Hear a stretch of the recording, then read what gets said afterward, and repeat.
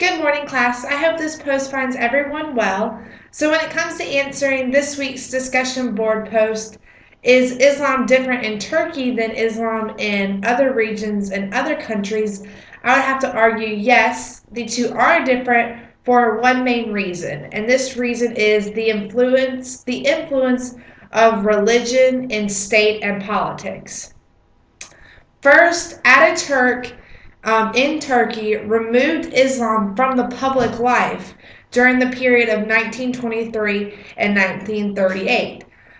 This meaning that the state had less influence on religion and the state turned to focus on more like economics. He worked on the inflation, politics, leaning towards democracy and not having religion influence politics, and then human rights like higher education. So Ataturk removed um, Islam from the public life, religion from public life. And then he also ran on the slogan that sovereignty belongs to the people, whereas in other Middle Eastern regions, sovereignty may be more focused on God, or sovereignty more focused on religion, sovereignty more focused on religion in the state. So sovereignty really isn't about the people, it's about the organizations, the religions, the political systems within those Islamic regions. And then also, religion and state were separate in Turkey. The state the state was a public sector, and religion pretty much became a private sector because of this removal of Islam from the public life.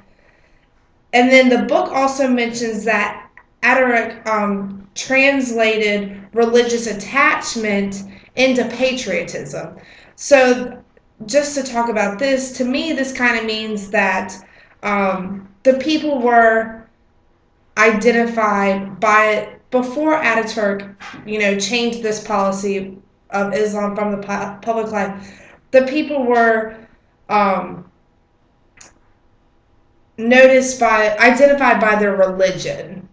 You're an you're an Islamist, this is your religion. People were identified by their religion, but since he made this transition into patriotism, people were no longer identified by their religion, and they became identified as citizens of Turkey, as even though some of them may have still been Muslim, that idea that they were a Muslim and separate from the country no longer existed. Everybody was one and one in Turkey, and they were a citizen of Turkey and no longer defined completely by their religion.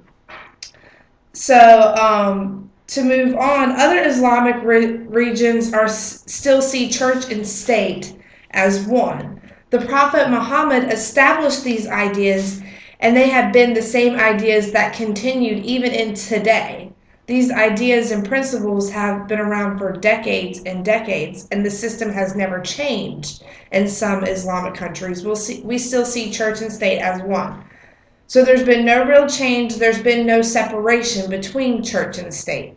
Unlike with Ataturk in Turkey, he clearly defined this separation between the two.